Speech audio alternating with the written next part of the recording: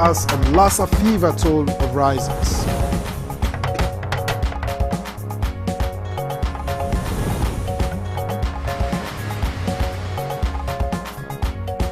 President Tinubu orders free healthcare pension reform for retirees.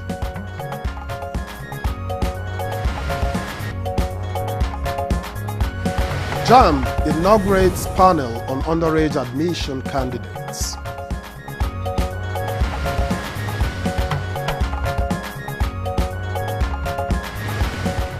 And on Good Morning Nigeria today, we shall seek solutions to learning poverty in the country.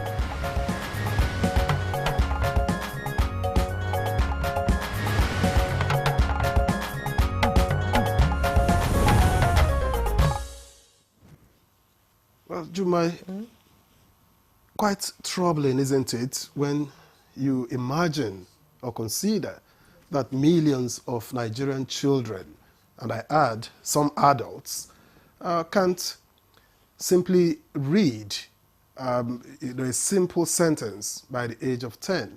Adults too. Adults too, really. And you know, Victor, this is really disturbing. And it's what experts now refer to as... They've even had a chance to knock. Yeah, before they have a chance to knock. And unfortunately, the wider this learning gap gets, the deeper the divide becomes between the privileged and the underserved.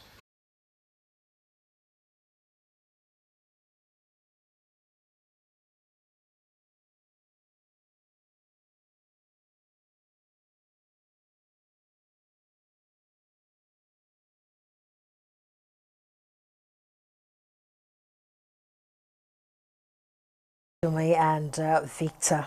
Good morning, Nigerians. President Bola Tinubu has directed the expedited rollout of the Free Health Care Access Initiative for low-income retirees under the Contributory Pension Scheme, describing it as a critical component of social protection and dignity in retirement. He also called for the prompt implementation of long overdue pension increases and a minimum pension guarantee, which would provide a safety net for the most vulnerable pensioners under the scheme. The President gave the directive after receiving a briefing from the Director General of the National Pension Commission, Omolala Oloworaron, and President Tinubu further mandated the PENCOM to urgently resolve the long-standing pension issue, emphasizing that members of the police force who serve and protect the nation deserve to retire with dignity and peace of mind. The Nigerian Center for Disease Control and Prevention has confirmed 3 additional deaths from Lassa fever, bringing the total number of fatalities in 2025 to 155. According to the agency's latest situation report covering week 29, July 14 to 20, 2025, a total of 822 confirmed cases have been reported so far this year, and that's spanning over 105 local governments across 21 states. The current case fatality rate stands at 18.9%, marking a noticeable increase from the 17.1% reported during the same period in 2024. According to the NSCDC, 89% of all confirmed cases originated from just 5 states: Ondo, Bauchi, Edo, Taraba, and Ebonyi states, underscoring the persistent regional concentration of the disease. Nigeria has launched the 8th edition of its essential medicine list, alongside the 2nd edition tailored specifically at children as part of efforts to make healthcare safer, smarter, and more accessible. Beyond the pages, the policy lies a life-saving instrument that guides what medicines are available in local pharmacies, hospital wards, and even children's bedside. Now let's take a look at education, with the Joint Admissions and Matriculation Board inaugurating a 23-member committee to determine the admission eligibility of 599 outstanding underage candidates who scored 320 and above in the 2025 Unified Tertiary Matriculation Examination, out of over 11,000 candidates in that category. JAMB Registrar Professor Ishak Oloyede emphasizes that scoring 320 is not an automatic ticket to university admission. He notes that each of the affected candidates must also attain at least 80% in both their school-based assessments and post-UTME examination to be considered.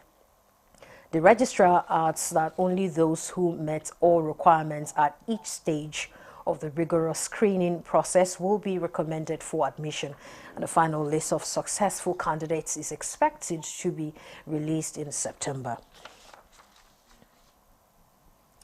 The House of Representatives has asked the Federal Character Commission to lead by example in enforcing constitutional provisions requiring equitable distribution of all cadres of posts in the public service of the Federation.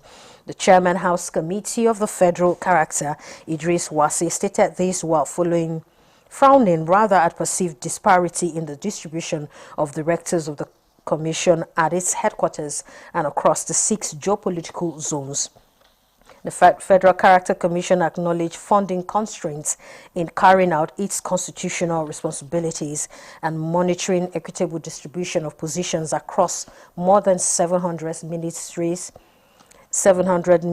departments and agencies of government, as well as maintaining its various offices in states of the Federation. The federal government is upscaling efforts in nutrition intervention through adequate funding and human capital investment, which are key in preventing child mortality, improve health outcomes, and ensuring economic productivity of the nation. The Senior Special Assistant to the President, Uju Rochas Awuka, stated this at the launch of the Nutrition 774 initiative in Jos. Our President Bola Tinubu congratulates Nafisa Abdullahi Aminu Rukaya Mohammed Fema and Hadiza Kashim Kali on emerging world champions in English League communication skills and debate at the 2025 Teenage Global Competition in London, United Kingdom. 17-year-old Nafisa was named the overall best in English language skills. 15-year-old Rukaya emerged as the overall best in debate, while Hadiza clinched the Outstanding Talent Award, a gold medal. President Tinubu commends these exceptional young Nigerians for the feat and affirms that the nation's future is much brighter, with many of its youth as repositionaries of excellence. Now, the president also commends the institution of learning and states that these accomplishments are a testament to the quality and potentials of Nigeria's education system as a nurturer of some of the world's brightest minds. That's the news at this hour. Good Morning Nigeria continues with Victor and Jumai. Have you heard the news? The federal government of Nigeria, through its direct benefit transfer program, has started the disbursement of 75,000 naira per household in 3 installments of 25,000, 25,000, 25,000 naira. Each recipient must have a validated national identification number, NIN, to receive the payment on behalf of their household members. To benefit, your household must be in the National Social Register of Poor and Vulnerable Households in Nigeria. The federal government's direct benefit transfer program is helping to reduce the effect of suffering while promoting financial and economic inclusion for the poor and vulnerable population in Nigeria. Afam Bogeneka, Ebim Nagara Dimawa Village, Abuja, Nazo Afeba. So Esom Nandi register na NSR government register with my NIN. So government we use ATM card. Nji we wete 25,000 naira 3 times. And ega haya mketa barumulu na dem. Eji megoro makamihe. Jikweru mehendozo. Thank you. This message is brought to you by the Federal Ministry of Information and National Orientation, Federal Ministry of Humanitarian Affairs and Poverty Reduction, in collaboration with the National Social Investment Programs Agency, National Social Safety Net's Coordinating Office, and the National Cash Transfer Office.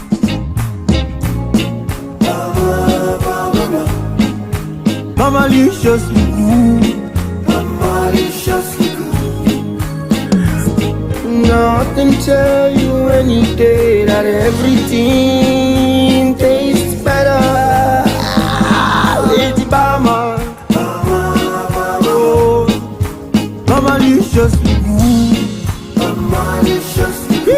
maliciously good. Nivea Black and White Deodorant, now with 72-hour protection. But what does that mean? 3 cities in 3 days and no fear of sweat and odor. 120 dances with skin as smooth as the moves. Sweat, stain and odor protection. Nivea Black and White Deodorant. Skin is for embracing life. Nivea is for skin. Confidence is important in life's little moments. Strong teeth can help, even if they get her into trouble sometimes. A great smile is useful to break the ice, and making friends is easier when you know you have fresh breath. I give my family confidence with Pepsodent Triple Protection 123. Its antibacterial action formula gives them cavity protection, white teeth, and fresh breath. The confidence of 3 toothpaste in 1. Pepsodent Triple Protection.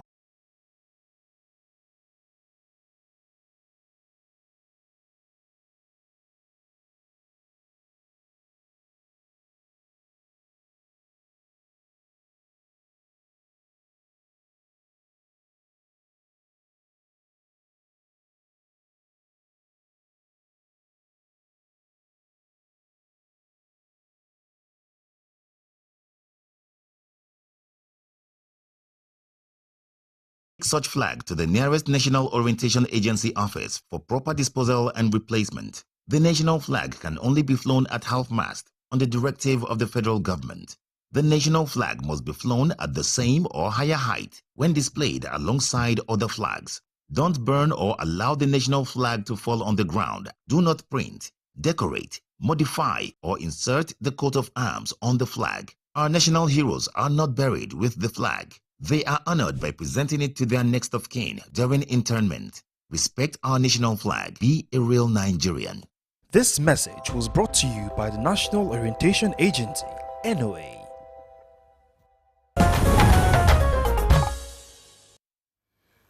You're watching Good Morning Nigeria on the network service of the NTA. It's now time for newspaper review.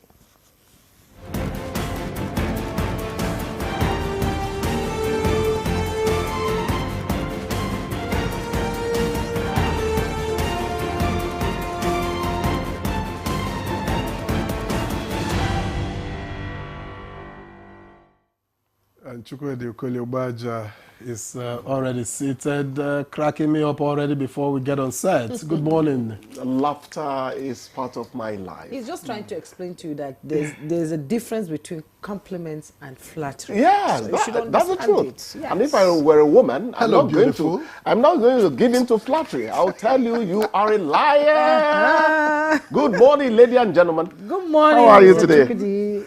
Let's quickly go to the papers and let's see what's trending.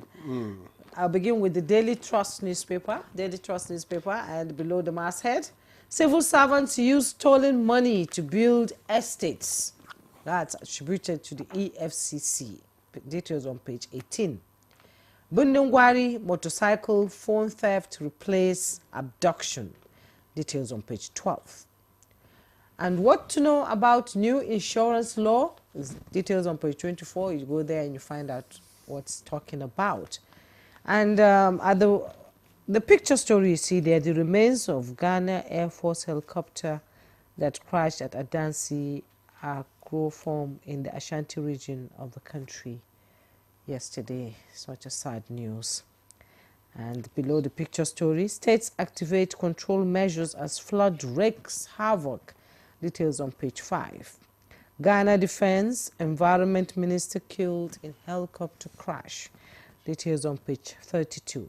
Israel plans full occupation of Gaza as 130 people killed. Details on page 32.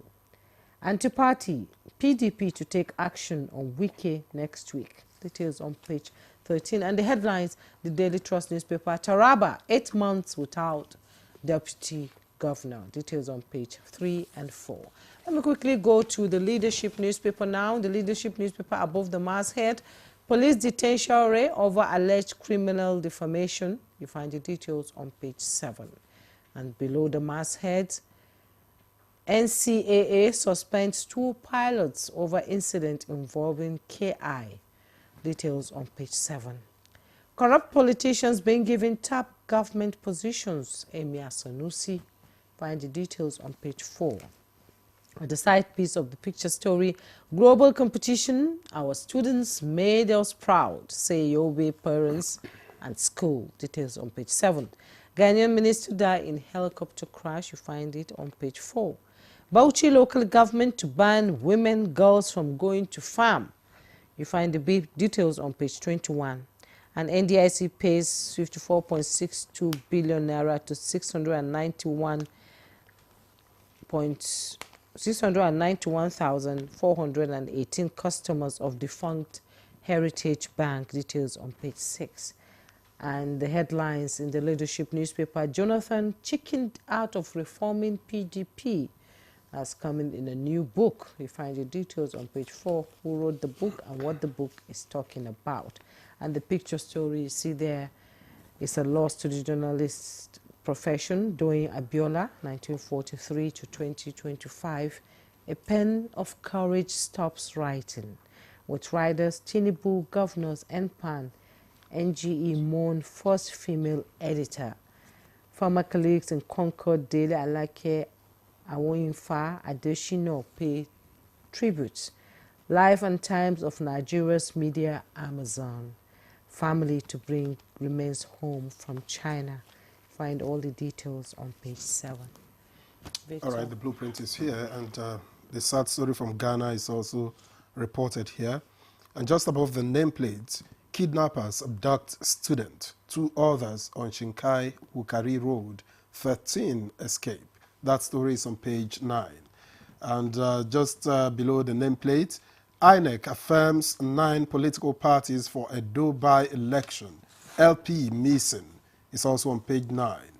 And in business, NCC unveils tougher governance guidelines for telecom sector. It's on page 20. On page 32, and in sports, home-based Eagles must improve to avoid early exit. That's credited to Eric Shell, the Super Eagles gaffer. And coming down the page, police can't question Anambra AG's power to discontinue criminal matter. That's according to the NBA.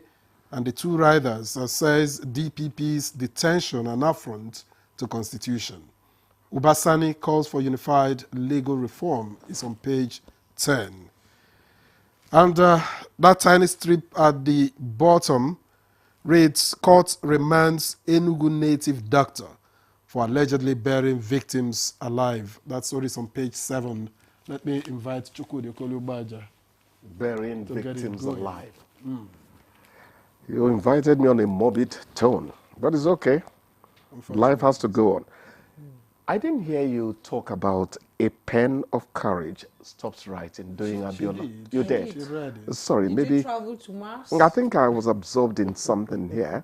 I did. And what I was, let's quickly talk about her first. The leadership has the caption, doing Abiola 1943 to 2025. Good. Was her natural smile. Yes. What's in a smile? And I'll tell you there's everything in a smile. There are some people you plead with. Can you please smile a little?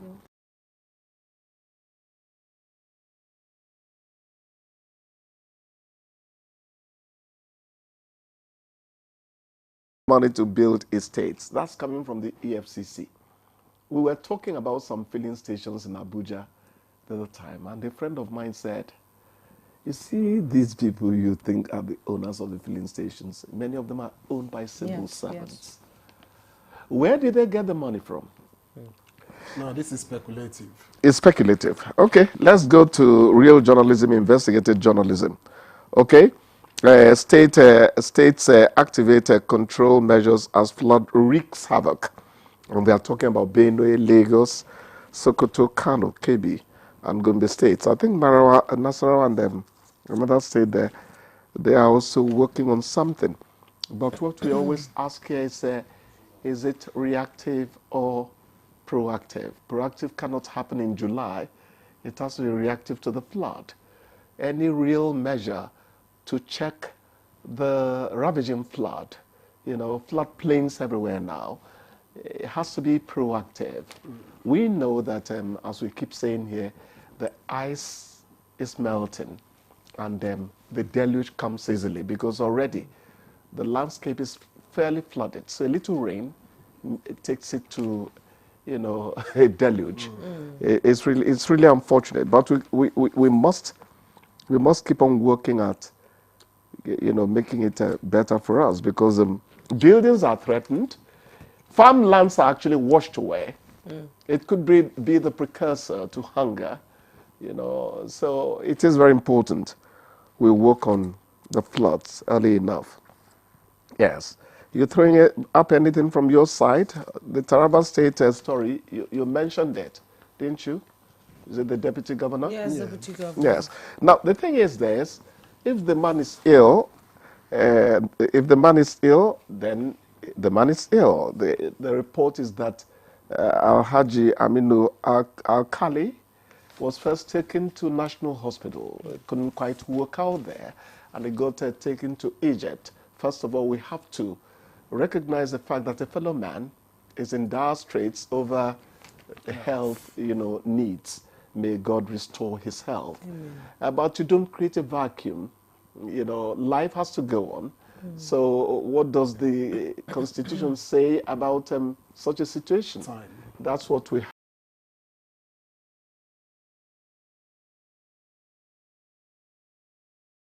The defense minister and some other important, you know, top military brass. It's really unfortunate. There was this lady I met in Salvador, Brazil. I was going to tell her, Sharon, sorry, top people in your army died. It's really unfortunate because everybody is important. But there are some people, when they go, the gap they leave actually yawns. May their souls rest in perfect peace. And again, aviation safety has to be taken to a higher notch in Africa. I want to say that the Nigerian situation has been highly commendable. Ever since my brother, DK, he's from Iselugu, his committee looked into improving aviation. I think that was Obasanjo time. And since then, Nigeria has been having good aviation record, relatively speaking. Well, not because we haven't had bad, but we haven't had terrible. We haven't had deaths like this. Look,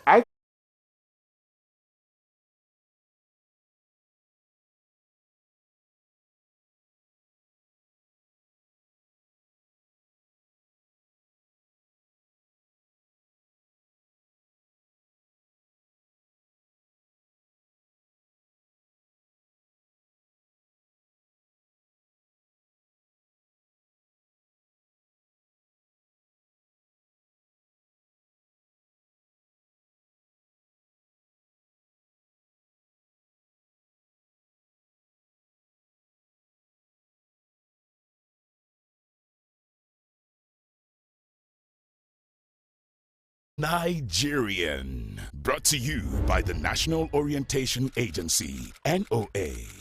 We're not in a romantic relationship, we're in a dash. Brotherly relationship.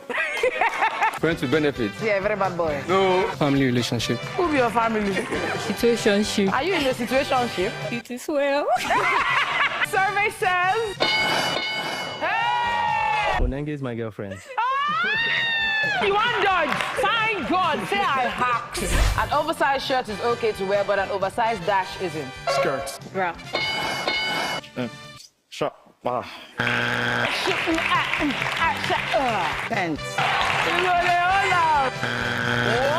Name something you add to your text to make them more interesting. Emojis. Stickers. Pictures. The way my back at the breathe, at the yara. Gifts. Survey says. My birthday.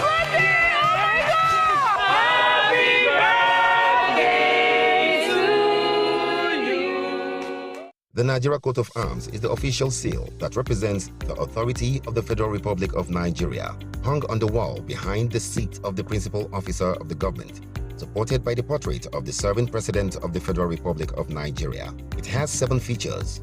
The Black Shield stands for Good Earth of Nigeria.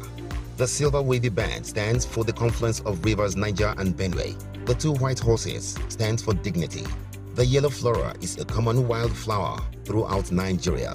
The red eagle stands for strength. The wreath is in our national colors of green, white, green. The motto, unity and faith, peace and progress, is written on a beautiful yellow ribbon, and it's a maxim for all Nigerians. Be a real Nigerian.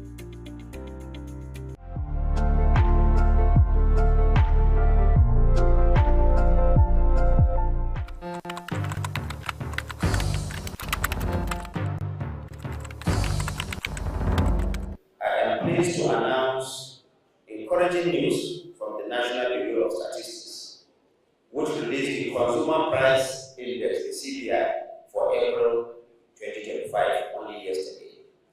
According to the report, the headline inflation rate for April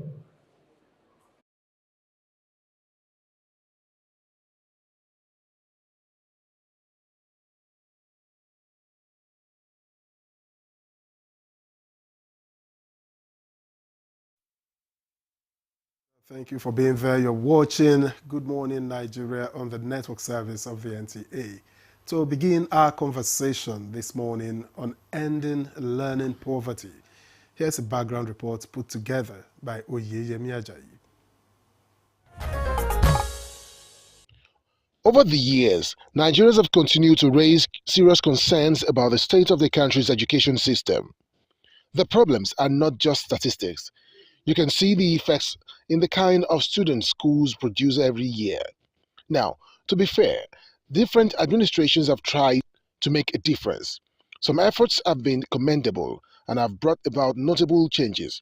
But let's be honest, there's still a long road ahead and plenty of work to be done.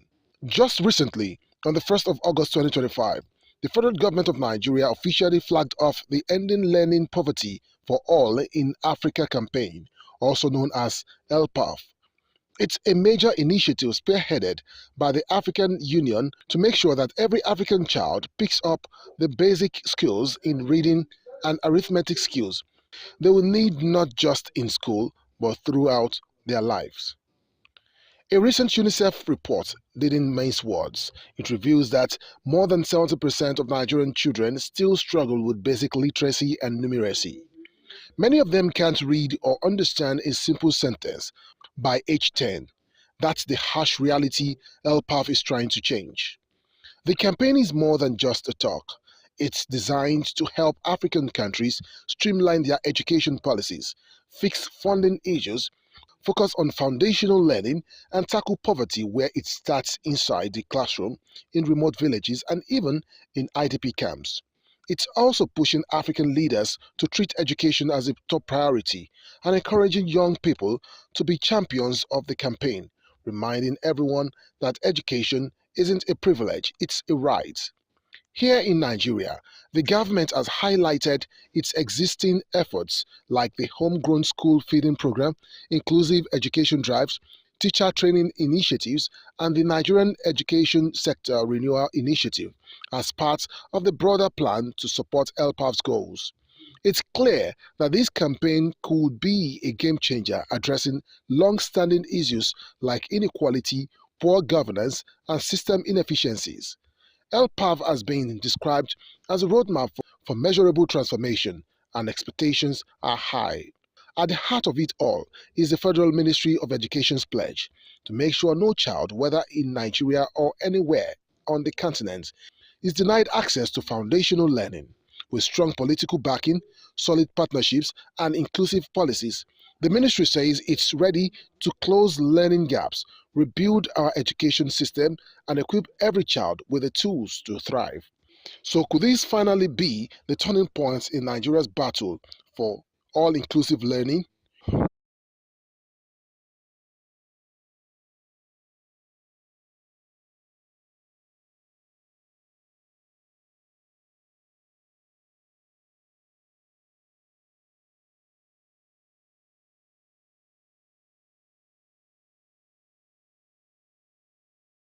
Or you are not able to grasp at that level, the crisis continues.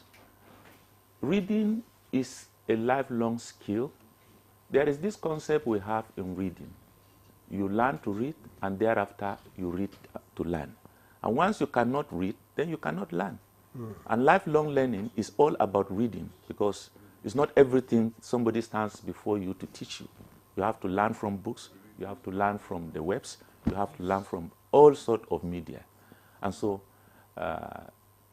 once you fail there, it's a big crisis that continues nationally and to the individual's peril.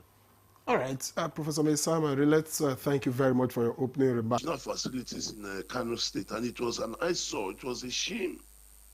So that's another problem. The third one that I see too is the issue of insecurity. That has affected a good part of the country, such that even the kids cannot even go to school. The teachers themselves, I mean, either they're in IDP camp or something. So those are the issues that I find.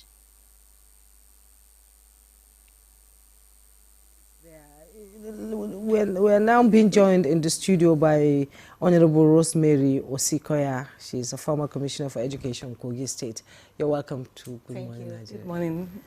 Okay, we've already started the conversation. So let's get your views. How early should foundational learning interventions begin in the case of poverty in learning in Nigeria? We have one of the highest out-of-school children in Nigeria. And not just being out of school, it's being in school and not learning enough. Let's get your views. I think it starts from the home, because when a child is born, learning starts. A child is like a clean slate, and whatever the child becomes is what you make the child. So the environment of the child, starting from the mother, starting from the home and the cultural practices around the child, all educates the child. The assumption that it is only when a child goes to school. You would find from the sociology aspect of education, you would find that everyone influences the child to learn. So what the child is learning is part of what we begin to see in, we're looking at a benchmark of what happens when a child is 10 years. Then the developmental milestones from what happened before, when the child learned to speak, you see the impact of language. The language of instruction on the child could also contribute. And so if you're looking at that, you begin to look at the early child care education. Because for a lot of people, early child care education is not some child. And sometimes we only perceive that a daycare, for instance, is just where you go and drop a child because the mother is busy.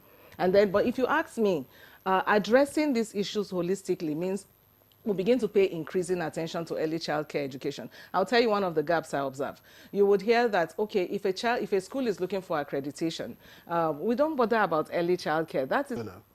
What would you say were the biggest barriers on the ground? At least we can use that as a measure across board.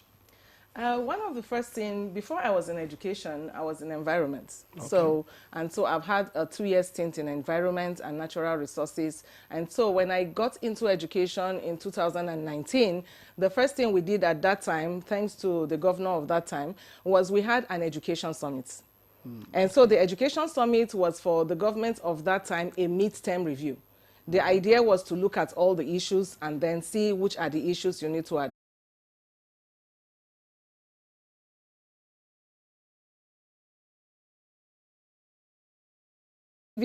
You're looking at the issues of the child, even being beneficial to himself, and all that, the impact, the benefits of education the child has.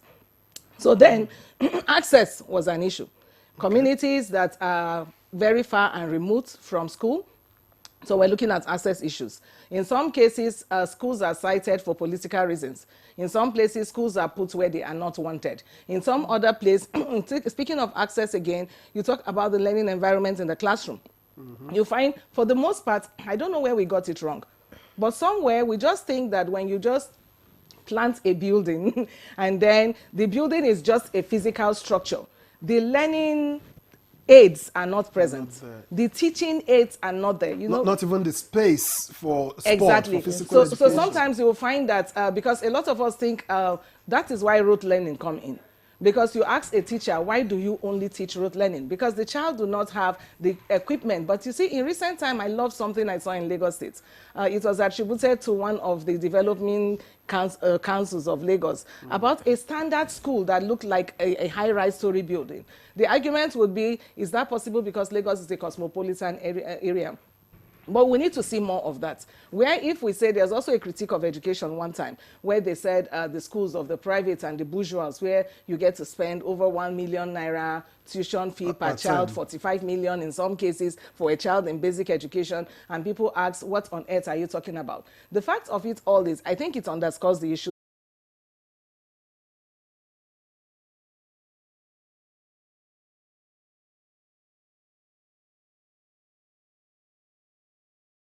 Or his occupation makes sense. And that brought in the angle of skills we are talking about, the whole rounded one, that the child could actually begin from the old time of educational learning, that the skill the child learned also give some competencies to the child and also reward the parents. And you could also tie in parent learning, because if a mother is educated, the mother understands the importance of education. But if you find whole families where nobody is educated, those ones begin to bring about disaffection in others and seeing. So a whole lot of these and more were those things that we saw. We also saw that there were little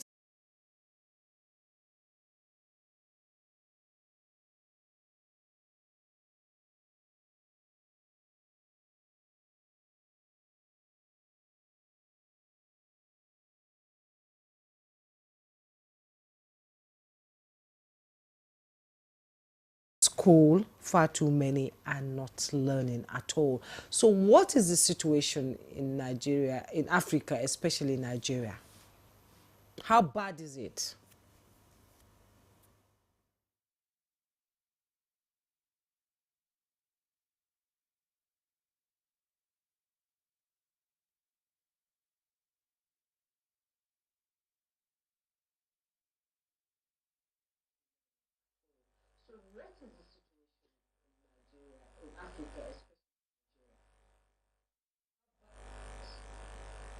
Well, thank you for the question, and thank you to the members of the panel who are, of the team who are in the studio for defining learning.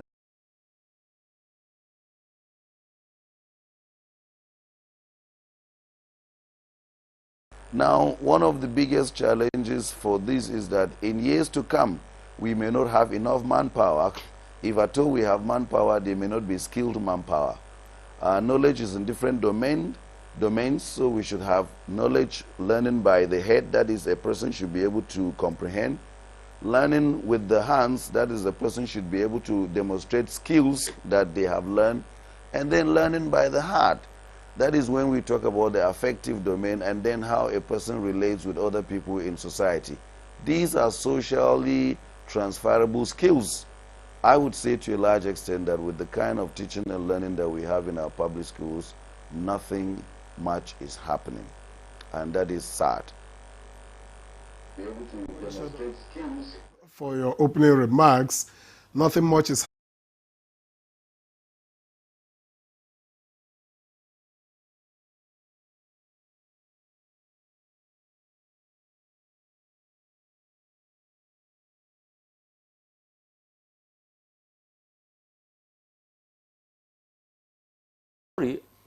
There was a video that was trending some times back of a school, Sorima, in Kogi State, of a school without a single classroom, primaries 1 to 6. And that is not only particular to Kogi State. Many states have such examples, including southern states, the rural areas. So you expect that there is no magic that children from such environment, after staying for 6 years, would have been able to accomplish the objective of primary education, which is basically inculcation of numeracy and literacy. Certainly no. All other subjects that are built into the curriculum are in the rural areas. Are they there today? Yes, today the teachers' colleges are not functional. It is the colleges of education. But how many of them get the admission from the rural areas? And of course, you cannot even blame. If they are not so lucky to have gotten the basic education, they may not even be able to go. So you end up only people who had the privileges of going to private schools, and most of these private schools are people in the cities, and therefore they are city boys and girls, and when you give them employment, they will not be willing to go there. So until we address the root cause, and what is the root cause? Make primary education at the rural areas functional and efficient, so that those who are there are able to cope and can also measure up and will be ready to go back to work there. Thank you. Okay, thank you. Indeed, they'll be ready to go back to work there. But we need to take a step back and look at how it all began. Take a look again at how we train our teachers and the investment we make in the process of training our teachers. Colleges of education are not what they should be in terms of infrastructure, in terms of, basic equipment that teachers need to be exposed to, such that they can give their best to their students. So investment in the process of training our teachers is something critical that we need, that our government needs to focus on in order for us to get good outcomes. From the education of our students. So for me, that is key. Investment in the process of training teachers, motivation of teachers, such that they themselves can be proud to be teachers, and they can be proud of that profession. For me, I think that is the key. Thank you very much, Babatunde Oluwajo. Let me get back here in the studio to Honorable Rosemary Oshikoya. I'm wondering why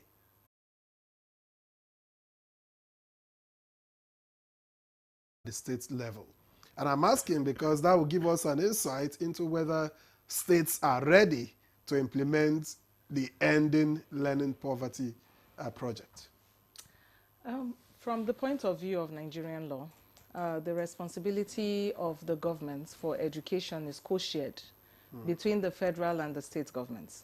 And having said that again, you would find that the National Council on Education, which is the apex decision body making, policy making body for education, it's actually a committee that is made up of the Minister of Education and all the states and all the commissioners from the state ministries of education. But having said that, you would say then that the policies that are agreed to by everybody, and losses from 1970-something, 60-something, and all the way, just by way of saying that some of those things there do not address what you need. And you needed to see things like curriculum development, curriculum availability, because again, this tells us to one thing. I went on one of those tours, and you find that the NERDC had donated curriculums to the states, and you will find them were housed in some stores that never left until they have expired. And so it triggered up as a state actor.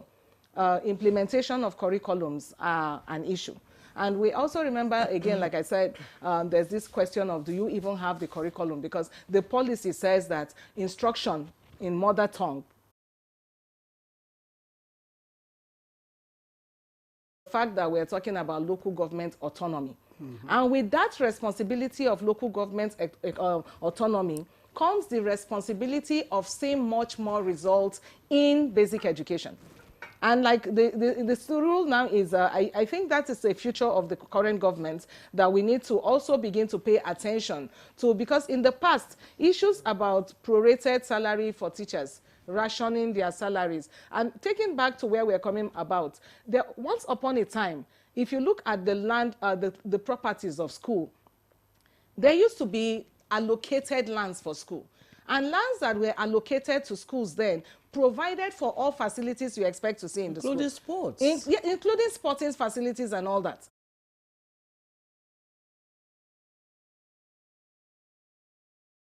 About ending learning poverty. When was the last time monitoring of learning assessments has been done? Who has responsibility for that? It takes us back to, you can do monitoring of learning assessment. If you look at the history, what happened? Okay, what does monitoring of learning assessment says? It says the people you expect have been taught within this period. You do a survey, and then you carry out some tests, which should be holistically across the country, and you said that this confirms that from the tests that were administered, learning has taken place. It tells about benchmark and monitoring and evaluation of learning. And so if, as we are speaking in this studio, you find that possibly the last one that was done for Nigeria, I understand the last one that was done for Nigeria was sometime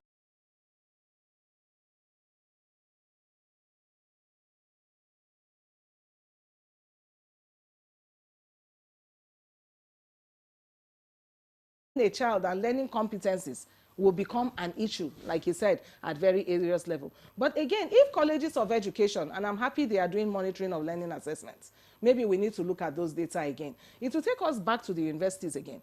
Are universities carrying out monitoring of learning assessments? Because if learning assessment is conducted for people in basic education, and we are doing that, and it becomes a national thing, talking about next steps, I think that is what will help us. Because it gives feedback to the learner. It gives feedback to the teacher. It gives feedback to policy person. But if we continue year after year, and we said, yes, oh, World Bank has told us 14 million children are out of school. But we don't have this monitoring system in place to perform well. Local government areas, the schools you have provided, how many accommodation for teachers are present in rural area? Is there incentive? Because those days we're talking about, there's incentive for the teacher in rural. The teacher was king. But if today the teacher is not getting paid enough, compare the salaries of teachers in Nigeria and teachers out there.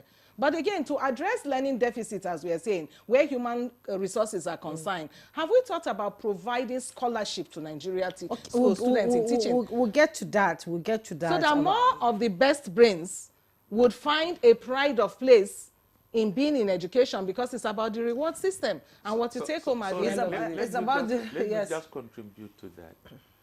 You see, you ask about policy execution or policy formulation. No decision is taken in the village without the teacher. The beauty of it then was the community itself. Yes. Even though the pay wasn't much, the community contributes to the valued teachers you with yam, foodstuff, and other, you know. So what changed? What changed? You begin to ask what changed. The appreciation for teachers. Nobody values the teacher again anymore. And in fact, parents could reach you in your class and slap you for doing something that is your responsibility. Yes, we've seen it happen so many times, and we've seen videos too, like you said, in China. There was one I saw. They were working on engine, the car engine. Yes. These children couldn't be more than 7, 8. You know, car engine. They were learning in their mother tongue and also learning a skill at the same time. Let's bring in Dr.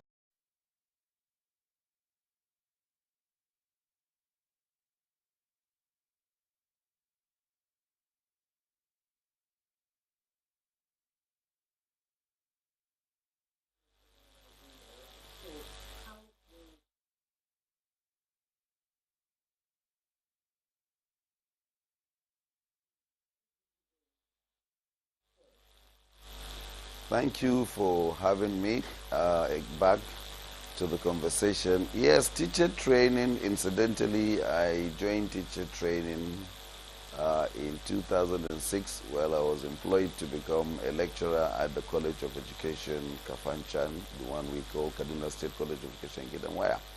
So from 2006 to date, I have been engaged deeply in teacher training. And I can say for sure, like all the speakers in the studios have said,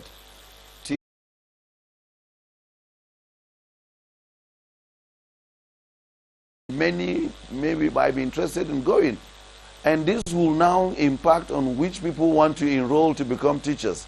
So until the teachers who are in practice are seen to have something to show, those who are out there wanting to join the profession might not ever show interest. And once we don't have people who are skilled, who are proficient, who are competent, showing interest, we are unlikely to make any progress. Let me wrap up by telling you, we are carrying out a teacher training. We're carrying out teacher training in some states in Nigeria, and that is why I'm in Adamawa. And when we were assessing ourselves, we needed to assess ourselves. And that is one of the greatest points the former commissioner has raised. Learning assessment in Nigeria is terrible. We are not... And other forms of support. I mean, this, for me, should be a conscious effort. It should not just be something that should be just that should be haphazardly implemented.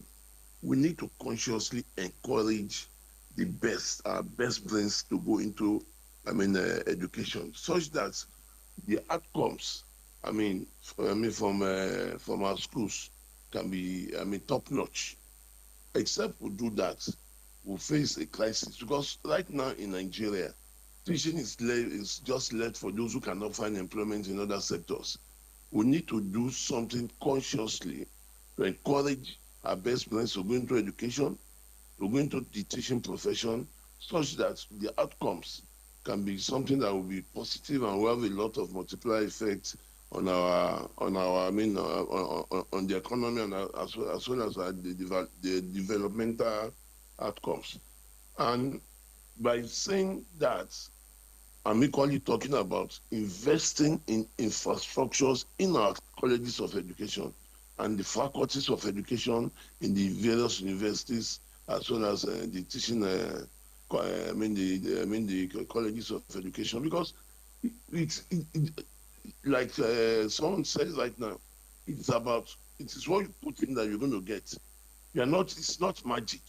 If we don't invest massively in the process of training our teachers, in encouraging our best brain to go into education, there's no way you can expect any positive outcome.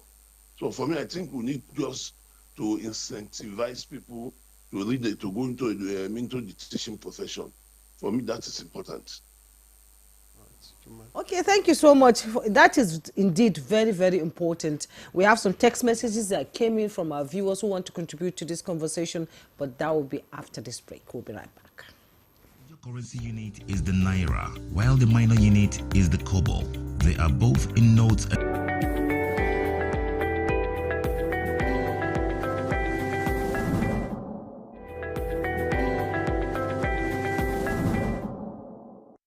We can change the narrative about Nigeria. You know, when people talk about Nigeria, they talk negatively about it most of the times.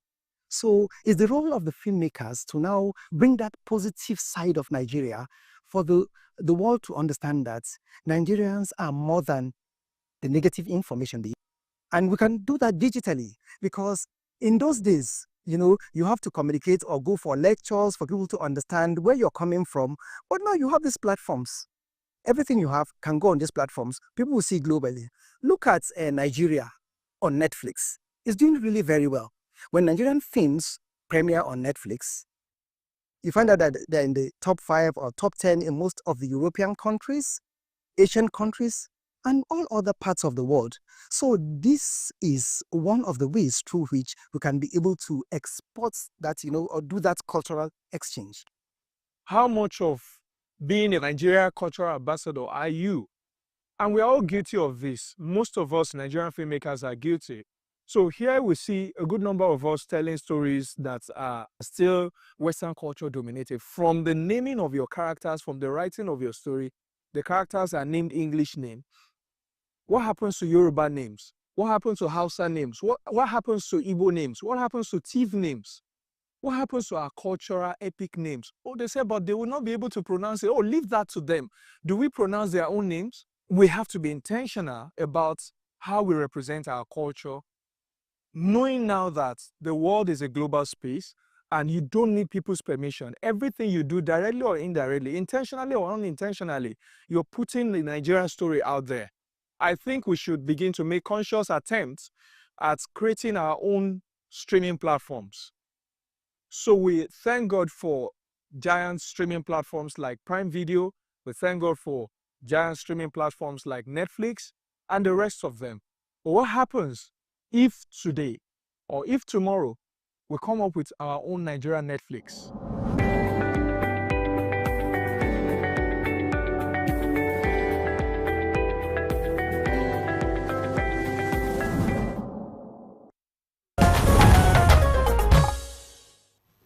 Thanks for joining us on Good Morning Nigeria. We have some messages that came in from our guests. Always, we used to tell you, please keep it short and simple and put your name at the end of your message. Let me begin with High Chief Onijogun Abiodun. He said, ending learning poverty in Nigeria is possible, but it needs political will, community participation, and smart investment. It must be treated as a national emergency because literacy is not just an education issue, it affects... And from Arabi Kende Paul, good morning, he says, I'm happy we are having this conversation, coming on the heels of the poor performance at the recently released SS3 WAEC examination results. I agree with the discussants, so we need to improve educational aids, employment of quality teachers, and improve emoluments. From this one reads, good morning, NTA. Greetings to the connected and live guests in the studio. Honorable Commissioner Rosemary nailed it for me. The failures in homes and families has led us here. Long message, but we get the point. Dio from Ogun State. And then, good morning, NTA, and to the guests in the studio. I'm Patrick, a literacy and dyslexia interventionist in Rivers State. The conversation around learning poverty is critical.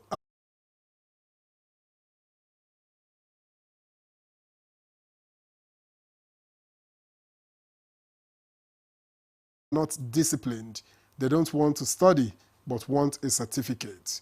And this one is from AGK, who says the poor performance of students and pupils is not coming from the teachers, but parents. They buy big phones for their children who pay attention to social media platforms instead of their studies or learning activities. He agrees with an earlier contributor. And finally, from Flora, who is a lecturer in Uniben, my alma mater. Good morning, sir and ma. Teachers, colleges, TC2 and colleges of education should be reintroduced. We were taught in our days at the primary school by TC2 teachers. They were class teachers and at the same time teaching. They take or they make policies that are not in tandem with what is expected by educational specialists. So we really need to address that for you to be in that position. National Conference on Education, not the kind of jamboree that happens at the National Council of Education. Bashir Ahmed is from Yola. So let's get your views. Is it one of the person that sent the text talked about dexteria? I think it's, what is it? Dyslexia. Dyslexia. I think that word. I've seen it in movies, you know, where children can't learn, but they are being taught to learn in a different way, in a slow process, so that they can absorb. Are we being able to dictate this kind of issues with pupils in schools in Nigeria? On the most part, I remember when we had to enroll into basic schools and even secondary schools, you require that learners go for medical tests and medical checks. And that is one way of saying that. The policy for now says there's inclusion. Okay. And the policy on inclusion says that, you know, once upon a time there used to be special schools for special children, where you say people with special needs are separated.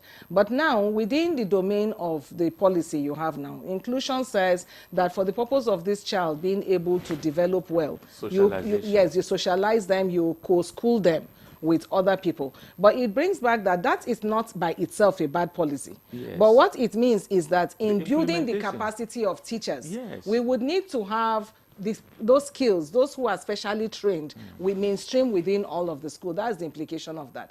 But I would like to also speak to one question. Somebody made a comment and said, when do we get to the point where education benefits everybody? And I think one of the ways education benefits everybody is library. Because you find, again, we're talking about learning. If my school do not have learning facilities, I am particularly interested in the Teachers Registration Council of Nigeria and their role. There needs to be a lot much more public conversation with the public. I think if you ask me, my small observation is that most times these agencies and parastatals of government that have to do with education have very limited interface with the people. And check in your mind, how much in the face of everybody is NERDC? How much in the face of educating every other person? Beyond the statutory message on radio, television, you are penalized, exam is there. Sometimes you have to go to websites to begin to interface. I am saying that it will be good because education affects everybody. So much knowledge.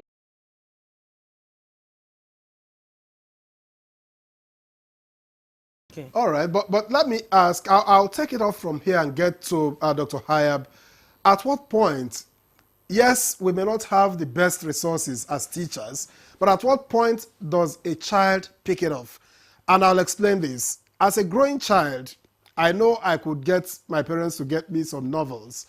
And when I'm reading, I have a dictionary by the side. So when I encounter a word that I'm not familiar with, I immediately check it. I've picked up a word, and I go on and on like that. At what point should a child also meet the teacher that is probably not competent halfway to do his or her own bit?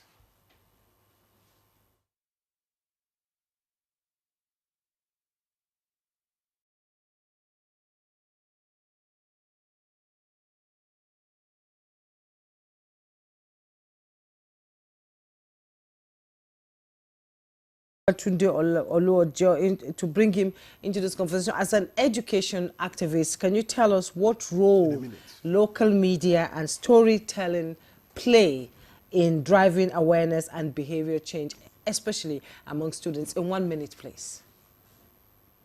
Well, I think the media as well as storytelling plays a lot of role. We can use that first to encourage students. We can use it to encourage people, both communities as well as government too, to understand the importance and primacy of education, the life of the nation. So I think the media, storytelling are very critical tools for mobilizing people as well as encouraging students, as well as encouraging government to make the right investment in education. Thank you so much, Babatunde Oluojo, education rights activist. He joined us via Zoom from Oshobo. We appreciate your contribution on this conversation. Thank you so much. So, let's have your final thoughts. How do we better our education system, especially foundational education for our children? Because they say education is the bedrock of any society. In 30 seconds, please. Yes, we can better it in different dimensions. Like we say, it's multifaceted. Government must come in, do the needful, provide that which is needed in terms of quality teachers, quality infrastructure, quality learning environment. We talk of teachers' accommodation in rural areas. If you are not struggling with accommodation, where to put your head, you might find it easier to settle down. Then we also look at the parents. Parents must show interest